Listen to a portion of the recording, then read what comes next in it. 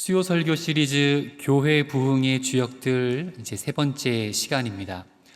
교회사에서 1700년대는 확연한 부흥 운동의 시즌이라고 할 수 있습니다. 유럽에서는 경건주의 운동이 있었고, 영국에서는 감리교 부흥 운동, 그리고 미국에서는 제1차 대각성 운동이 일어났습니다. 큰 부흥이 일어났다라는 것은 그 일에 크게 쓰임받은 사람이 있었다는 말과 다르지 않습니다. 우리는 계속해서 이 시대에 크게 쓰임받은 교회 부흥의 주역들을 매주 한 명씩 만나고 있는데요. 지난 2주간은 1703년 이제 동갑내기 사역자죠. 존 웨슬리 목사님과 영국의 존 웨슬리 그리고 미국의 조나단 에드워즈 목사님에 대해서 살펴보았습니다. 오늘은 이 두 분보다 11년 더 뒤에 태어나신 조지 휘필드 목사님, 영국 분이신데요. 이분에 대해서 좀 말씀을 나누고자 합니다. 저는 개인적으로 휘필드 목사님의 생애를 보면서 이분의 이야기를 참 영화로 만든다면, 어떤 기독교 영화로 만든다면 참 재미있고 또 감동적이고 은혜로울 것 같다라는 그런 생각이 들 정도로 참 드라마틱하게 느껴졌습니다. 이 시간에는 휘필드 목사님의 생애를 간략히 살펴보면서 하나님께서 이분을 쓰실 때 어떻게 쓰셨는지, 어떻게 영광 받으셨는지, 어떤 열매가 있었는지, 그리고 이분이 왜 이렇게 크게 쓰임 받았는지를 보면서 우리의 신앙의 또 모범으로 또 본받을 부분을 잘 살피면 좋겠습니다. 그래서 인물의 모습에서 그런 신앙의 도전과 배움이 있기를 주님의 이름으로 바랍니다. 휘필드는 영국 남부의 글로스터라는 도시에서 7남매 중에 막내로 태어났습니다. 휘필드의 부모님은 공연장까지 갖춘 제법 큰 여관을 운영하셨고, 또 그 지역에서는 꽤나 부유한 편에 속했습니다. 그런데 휘필드가 2살이 되던 해에 그의 아버지가 돌아가셨고, 그때부터 그 여관 사업은 점점점 어려워지게 되었습니다. 그렇게 어려워지다가 휘필드가 15살이 되던 해에 더 이상은 이제 공부하기가 어려울 정도로, 그렇게 학비를 내거나 하는 것이 어려울 정도로 힘들어져서 학업을 중단하게 되었습니다. 그리고 15살의 나이에 생계를 위해서 어머니가 일하는 그 여관에서 종업원으로 일을 해야만 했습니다. 마음속으로는 목회자가 될 꿈을 가지고 있었지만 그 현실의 벽 앞에서 더 이상 공부할 수 없고 일을 해야만 하는 그 현실 앞에서 어쩔 수 없이 공부를 포기했습니다. 그렇게 공부에 대한 희망을 버리고 하루하루 살아가던 휘필드에게 아주 희망적인 소식 하나가 들려오게 되는데요. 바로 옥스퍼드 대학교에서 근로장학생을 모집한다라는 이야기였습니다. 그러니까 학교 기숙사에서 귀족, 상류층 그런 집안의 자제들의 빨래도 하고 허드렛 일을 하고 심부름하고 청소하고 이런 일을 해주는 조건으로 학교에 다니게 되는 거죠. 그래서 돈이 없어도 대학에 갈 수 있다라는 그 가능성이 보이자 휘필드의 어머니는 이 어려운 형편에서도 아들이 마치지 못한 학교 과정을 끝낼 수 있도록 아들에게 전폭적인 지원과 지지를 하기로 했습니다. 그렇게 15살에 중단되었던 학교 공부를 다시 시작하게 되었고, 그렇게 휘필드의 나이 18살에 옥스퍼드 대학교에 이제 입학을 하게 됩니다. 옥스퍼드 대학교에 들어갔으니, 또 유명한 학교에 들어갔으니 얼마나 기쁘고 감격적이겠습니까? 그런데 입학을 하긴 했지만 또 안타깝게도 입학 첫날부터 정말 비참하고 굴욕적인 생활을 해야만 했습니다. 학교는 근로장학생들에게 조끼, 붉은색 조끼를 입게 해서 항상 그 조끼를 입도록 했습니다. 그러니까 학교를 돌아다니거나 강의실에 있을 때 붉은 조끼를 입고 온 사람이 있으면 저 학생은 근로장학생이구나. 돈 내고 온 게 아니라, 공부해서 온 게 아니라 청소해주면서, 남 뒷바라지해주면서, 허드렛 일 하면서 그렇게 공짜로 들어온 사람이구나. 그걸 아주 강하게 표시를 하는 거죠. 그리고 부유층 자녀들은 그런 근로장학생들을 마치 하인 부리듯이 모욕을 주고 무례하게 대하고, 그리고 아주 심하게 노예대하듯이 대했습니다. 그리고 수업이나 학교 일정에 참여하려고 해도 근로장학생들은 따로 특별히 자리를 마련해서 따로 앉게 하거나, 아니면 아예 수업에 들어오지 못하고 모임에 참석하지 못하도록 많은 제약을 두곤 했습니다. 그렇게 많은 차별이 있다 보니까 근로장학생으로 들어온 사람들이 너무 굴욕적이고 창피하고 부끄럽고 모욕감을 느껴서 실제로 많은 학생들이 중도 포기하고 돌아갔다고 합니다. 그런데 휘필드는 그런 상황 가운데서도 모욕을 견뎠고 어떻게 해서든 공부를 이어갔습니다. 그가 이렇게 어려운 상황, 또 모욕적인 상황, 그 모든 것들을 견딜 수 있었던 이유는 물론 공부에 대한 절박함과 또 기본적인 성실한 삶의 태도도 있었지만, 어릴 때 어머니가 운영하는 여관에서 심부름꾼으로 일하면서 그때 온갖 잡다하고 험한 일을 했던 그 경험이 있었기 때문에 웬만한 어려움들은 크게 힘들지 않게 감내할 수 있었다라고 합니다. 한마디로 말해서 그 과거의 어려운 경험들이 그때는 고통이었고 힘들었지만 이제 와서 보니 그것으로 인해서 내가 더 단단해졌고 웬만한 공격에도 흔들리거나 쓰러지지 않고 감내할 수 있는 더 강한 사람이 되었다라는 것이죠. 저는 이 일화를 보면서 요셉이 오버랩되면서 생각이 나더라고요.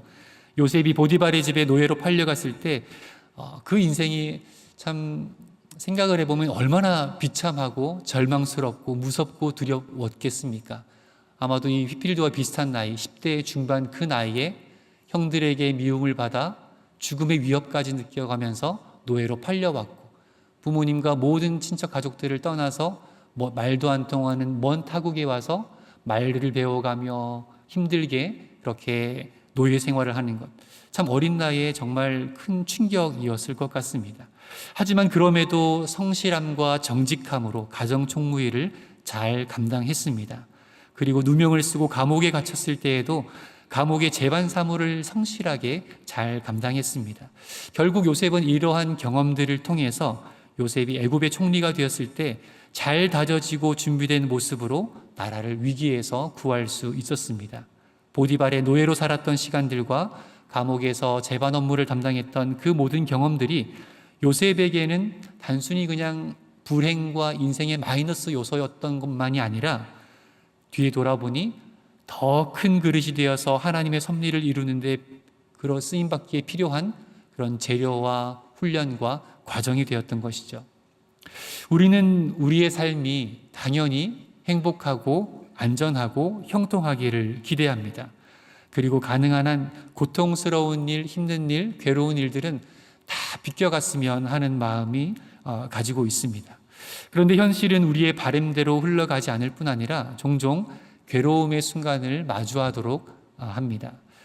이때 하나님의 백성들에게 필요한 것이 바로 믿음의 눈인 것이죠. 불평이나 불만이나 원망이 아니라 똑같이 어려움을 겪더라도 그 모든 것들을 믿음의 눈으로 바라볼 수 있어야 합니다.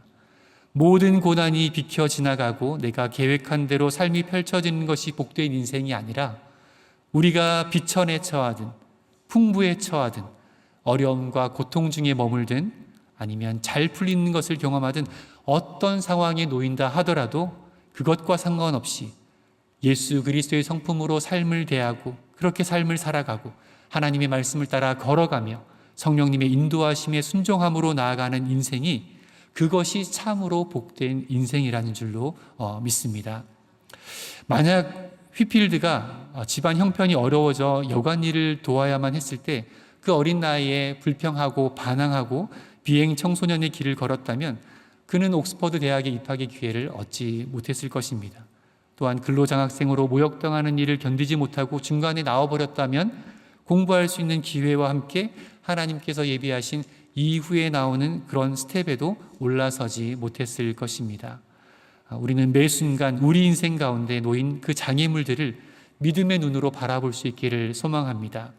그 고통과 어려움 너머에 주님께서 함께 하실 것이며 그 너머에는 주님께서 또 다른 성장하고 성숙된 모습으로 단련되어진 모습으로 나에게 복을 주시고 나를 사용하시고 나를 인도하신다라는 것, 우리 주님이 우리와 함께 하시고 비록 그러한 상황에서도 함께 하시고 그리고 좋은 상황에서도 함께 하시고 늘 함께 하신다는 그 믿음으로 우리가 살아가기를 소망합니다. 그래서 우리가 어떤 상황을 만난다 하더라도 어떤 처지에 놓인다 하더라도 그 모든 것에 우리가 예수님을 생각하며 예수님의 성품으로 그 사람을 대하고 그 상황을 이해하고 그 상황을 받아들이고 그리고 하나님의 마음으로 그 세상에서 성령님의 도우심을 의지하며 날마다 승리하기를 기도하며 그렇게 살아가야 될 줄로 믿습니다. 조지 휘필드가 옥스퍼드 대학교 2학년생이 되었을 때는 그때 운명적인 만남을 갖게 되는데요. 교내 기독교 모임인 홀리클럽에 가입을 하게 됩니다. 10명이 채 되지 않는 아주 작은 소그룹 모임이었지만 휘필드는 그곳에서 존 웨슬리 목사님을 만나게 됩니다. 물론 그때는 목사님은 아니었지만 그때 존 웨슬리를 만나게 되면서 그 공동체와 그 모임을 통해서 신앙의 훈련을 다져가게 됩니다. 휘필드보다 11살 많은 웨슬리는 교수의 신분으로 그 모임에 참여하고 있었고 그 홀리클럽을 이끄는 또한 리더였습니다. 휘필드는 이 모임에 성실히 참여하고 그 모임을 통해서 큰 기쁨과 위로와 깨달음 그리고 무엇보다 영적인 큰 성장을 얻었는데요.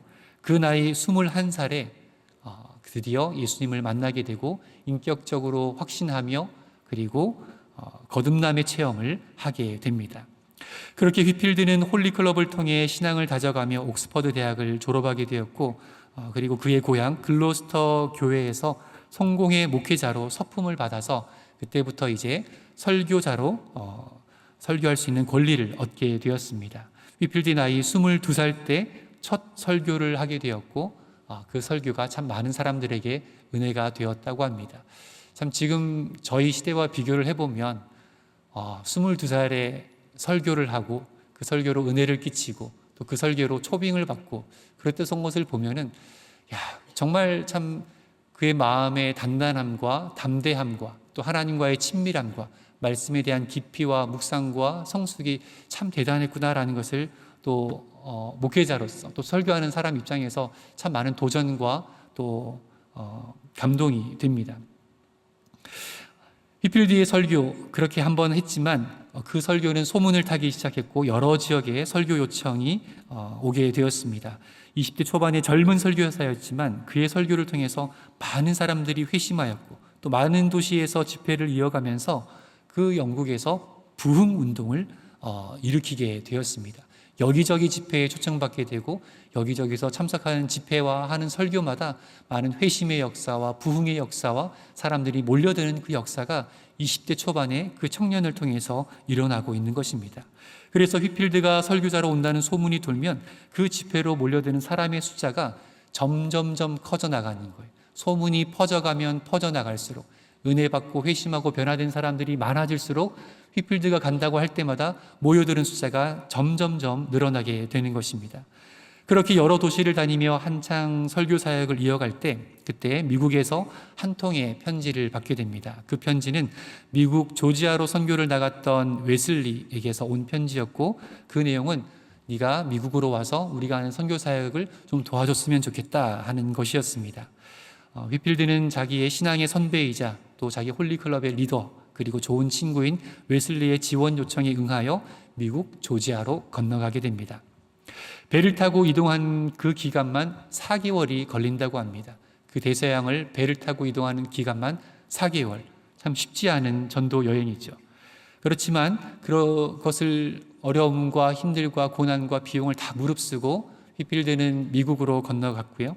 그리고 그곳에서 또 사역을 시작했지만 그런데 전도 사역도 하고 설교 사역도 다 했지만 특별히 휘필드의 눈에 들어온 장면이 있었습니다. 그것은 그 미국 땅에 고아들이 너무도 많이 있었다라는 거예요. 부모님이 없이 그렇게 배회하고 다니는 아이들이 너무도 많다는 거예요. 아니 도대체 왜 이 아이들이 고아로 여기 버려졌나 그렇게 알아보고 하다가 알게 된 것이 영국에서 식민지를 개척하고 약속의 땅, 꿈의 땅으로 미국으로 건너왔는데 그런데 그곳에는 아직 의료시설이 잘 되어 있지 않고 그리고 전 일가 친척이 다 온 것이 아니라 가족 단위로 왔기 때문에 부모님이 병에 걸리거나 사고로 목숨을 잃게 되면 보통 그 자녀들은 친척에게 맡겨져서 후견인으로서의 이제 역할을 하게 되는데 그런데 그 미국 땅, 배를 타고 4개월을 와야만 하는 그 미국 땅에서 이 아이가 고아가 되었는지 우리 가족이 어떻게 되었는지 소식을 들을 리가 만무하다라는 거예요. 그래서 미국 땅에 와서 부모님을 잃어버리면 그때는 더 이상 의지할 친척도 가족도 없어서 그렇게 고아로 지내는 아이들이 참으로 많다라는 것입니다. 그래서 그 아이들을 본 휘필드의 마음 가운데 정말 큰 슬픔과 정말 큰 도전과 큰 감동이 몰려왔습니다. 하나님께서 이 아이들을 섬기라고 하신 것 같은 그 강력한 감동을 받은 것이죠. 그래서 이 아이들을 위해서 고아원을 지어야겠다. 이 아이들을 돌봐야겠다라는 그 마음을 가지고 그리고 일정을 다 마치지 않고 서둘러서 영국으로 돌아오게 됩니다. 다시 한번 순회 선교 사역을 하면서 헌금을 모금하고 고아원을 짓기 위해서 그 마음을 품고 다시 영국으로 돌아옵니다. 휘필드는 다시 영국으로 돌아가면서 내가 예전에 그렇게 설교했던 것처럼 사람들이 그렇게 많이 모이면 이렇게 권면하고 동기부여하면 많은 사람들이 헌금하고 그러면 또 고아원을 지을 수 있을 거란 그 기대감을 가지고 있었습니다. 그런데 막상 영국으로 돌아와 보니까 정말 예상치 못한 상황에 휘필드는 너무 당황하게 되었습니다. 이전에 휘필드가 설교 사역으로 영적인 돌풍을 일으키고 간 후에 그리고 그때 영국 교회에서 휘필드와 웨슬리의 설교권을 박탈한 사건이 있었습니다. 정식으로 학교를 나왔고 정식으로 서품을 받았지만 그것을 질투하고 경계한 사람들에 의해서 그 목사의 설교권이 박탈되게 된 것입니다. 이유는 간단합니다. 설교할 때 영국 국교회가 잘 못하고 있는 것, 그의 죄를, 그 잘못을 지적을 하는 거예요. 그런데 그 지적한 그 설교가가 너무 많은 인기를 얻고 사람들이 따라하고 사람들이 몰려들고 그러니까 너무 눈의 가시처럼 그것이 싫은 거예요. 그래서 요한 웨슬리와 존 웨슬리와 조지 휘필드 이 두 사람의 설교권이 박탈되게 되었습니다. 설교자가 설교권을 박탈당했으니 이제 그의 사역은 끝났다고 봐도 틀린 말이 아니죠. 의사가 의사 면허증을 잃어버리면 그 삶에서 가장 중요한 것을 잃어버린 것 아니겠습니까? 교사가 교사 자격증을 잃어버리면 그것 또한 다 끝난 건 아니겠습니까?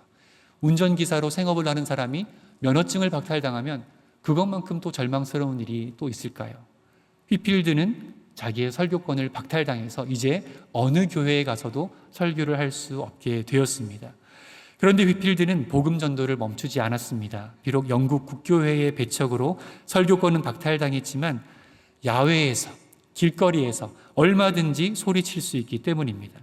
그래서 휘필드는 교회를 찾는 것이 아니라 환경이 열악해서 교회조차도 없는 그러한 마을, 그런 오지 마을, 그런 마을들을 찾았습니다. 그래서 찾은 곳이 킹스우드 지역의 한 광산촌으로 가장 먼저 갔습니다.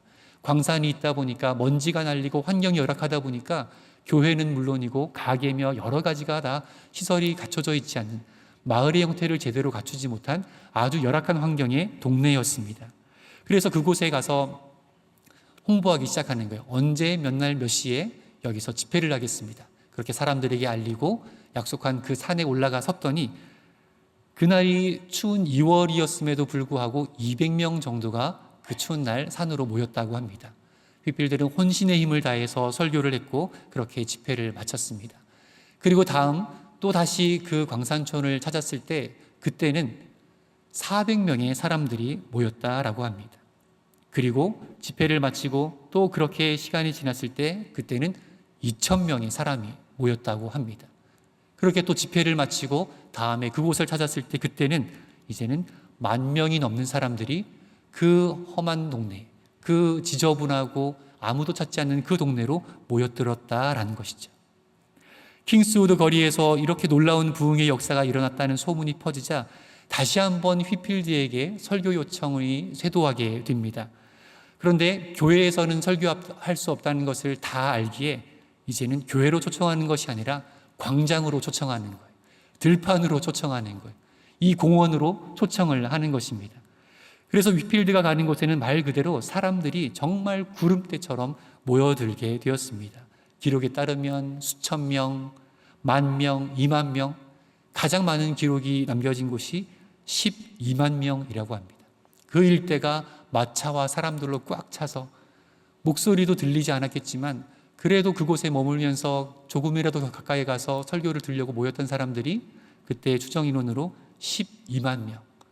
정말 어마어마한 인원, 그 옛날 시절에 홍보수단도 없고 교통도 불편했던 그 시절에 이렇게 많은 인원들이 모였다라는 것이죠. 마치 초대교회의 성도들을 향한 핍박이 있었을 때 흩어진 디아스포라 그리스도인들의 입을 통해서 그 인들을 통해서 복음이 세계로 뻗어나갔던 것처럼 휘필드를 향한 핍박도 그의 입을 막지는 못했습니다. 그를 통한 하나님의 복음이 선포되는 것을 막지는 못한 것이죠. 왜냐하면 그 안에 휘필드 안에 예수 그리스도의 생명이 예수 그리스도의 이름이 충만했기 때문입니다. 그 안에 성령이 충만했고 성령의 감동이 충만히 일어났기 때문에 그 생명이 사그러들지가 않은 것이에요. 씨앗 하나를 땅을 파고 어둡고 습하고 햇볕 들지 않는 그곳에 묻었다고 생각을 해보세요. 그 씨앗이 살아있으면 뿌리를 내리고 그 흙을 뚫고 나오기 마련입니다. 하지만 그 씨앗이 죽어 있다면 그냥 묻었을 때 그냥 썩어 없어져 버리는 것이죠. 휘필드 안에는 이 생명이 있었습니다. 그러기에 아무리 묻으려고 해도, 아무리 막으려고 해도, 아무리 덮어두려고 해도, 아무리 그 입을 막으려고 해도 뿌리를 내리고 줄기를 내고 잎을 내고 열매를 내면서 사람들이 모여들게 되고 그 입에서 나오는 설교의 말씀, 생명의 말씀을 통해서 사람들이 그 열매를 따먹고 부흥이 일어나고 회복이 일어나고 치유가 일어나고 회심의 역사가 일어나는 것입니다. 이렇게 사역을 통해서 휘필드는 어느 정도 고아원을 지을 수 있는 기금을 마련을 했습니다. 그래서 그 기금을 들고 이제 2차로 미국으로 건너갔습니다. 그런데 미국에서 사역을 이어가던 중에 또 그는 굉장히 가슴 아픈 소식을 다시 한번 접하게 됩니다. 그 소식은 무엇이냐면 영국에 남아서 사역하고 있는 존 웨슬리, 같이 신앙생활했고 같은 학교에 있었고 같이 동역했던 그 존 웨슬리가 자기를 비판하고 비난하고 심지어는 이단이라고까지 얘기한다는 소문이 여기저기서 들려오게 되는 것입니다.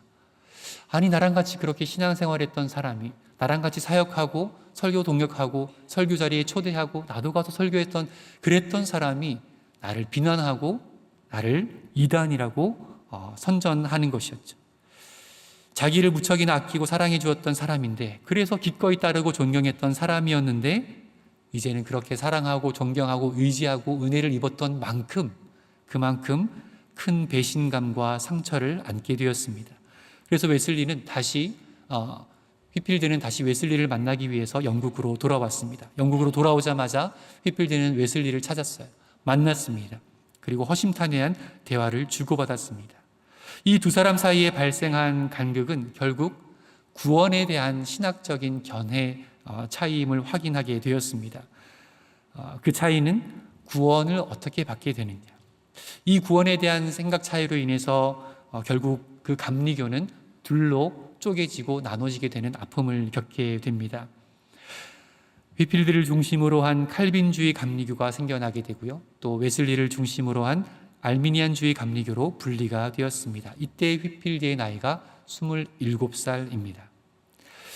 참 그 나이에 큰 아픔과 상처와 상실감을 경험하게 된 것이죠. 한때는 한 공동체에서 신앙생활했던 이들, 웨슬리뿐만 아니라 그 사람들과 다 돌아서게 되고 자기가 사역하고 설교했던 그 지역의 성도들도 다 등을 돌리고 그리고 설교하러 가도 모여들지 않고 이런 상황에서 휘필드는 늘 마음 아파하고 이 문제를 어떻게 해야 될까 늘 기도를 했었습니다. 그렇게 7년이 지난 시간에 휘필드는 다시 한번 마음의 결단을 하게 됩니다. 그래서 웨슬리를 만나서 이제 이 감리교의 모든 수장의 자리를 당신에게 일임합니다. 당신에게 양도하겠습니다 라고 합니다. 내가 속한 교단도 당신이 속한 교단도 모든 것도 당신께서 다 수장의 자리를 맡아주십시오 라고 하면서 공동체의 회복을 위해서 자신의 명예, 자신의 자존심까지 모두 다 내려놓게 된 것이죠.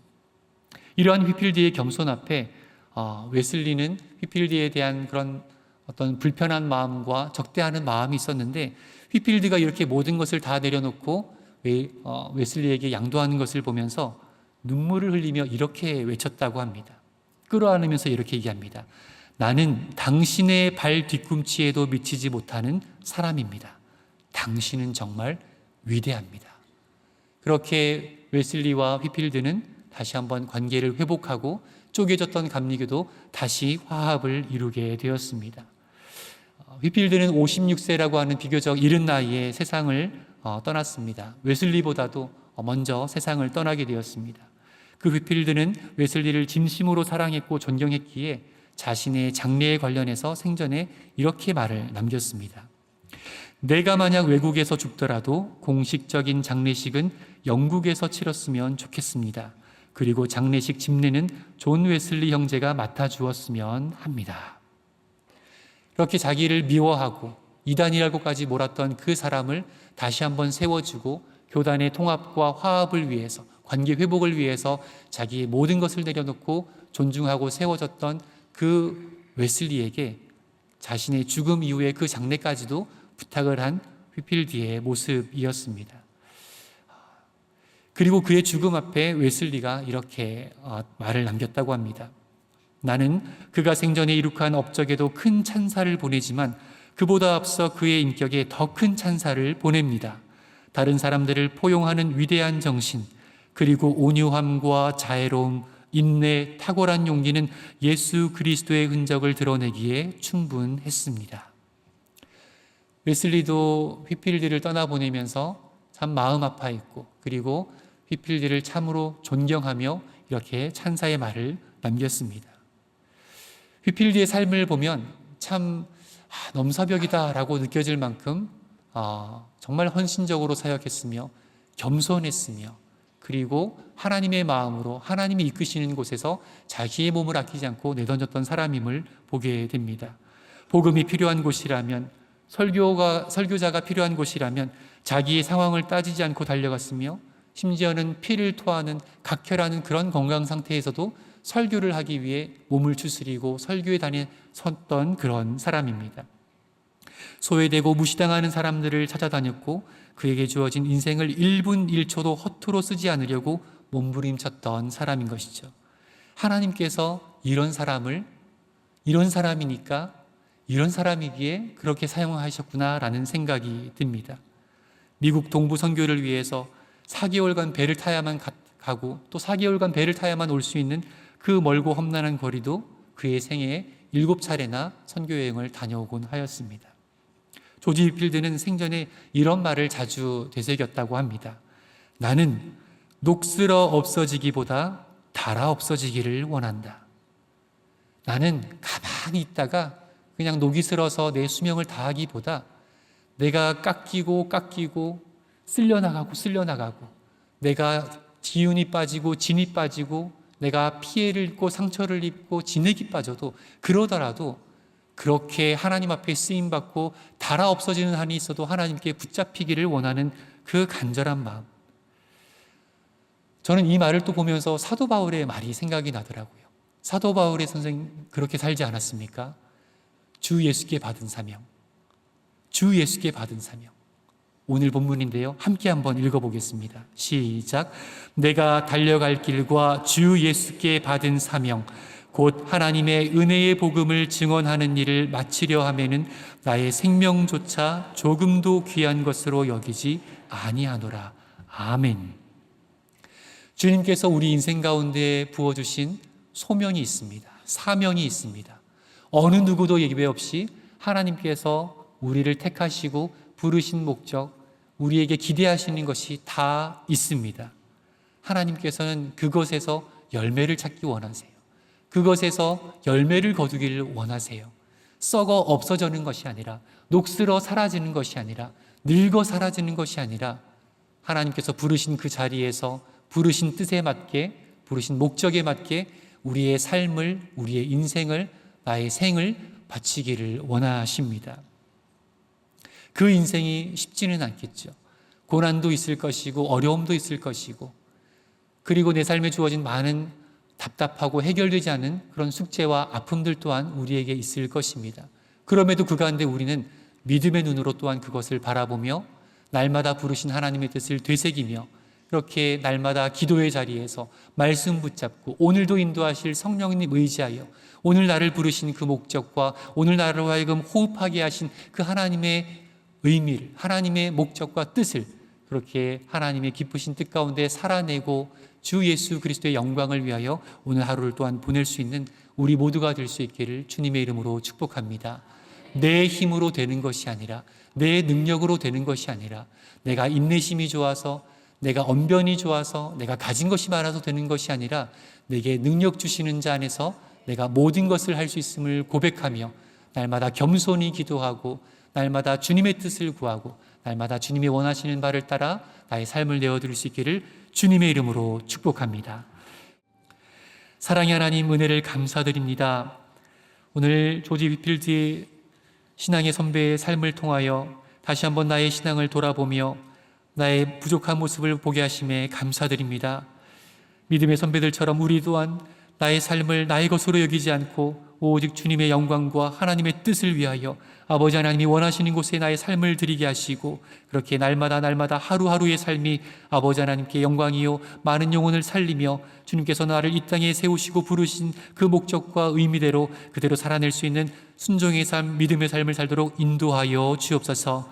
우리에게 성령으로 충만하게 하시고 주님의 감동을 따라 날마다 그 인도함을 받는 인생 되도록 주장하여 주시옵소서.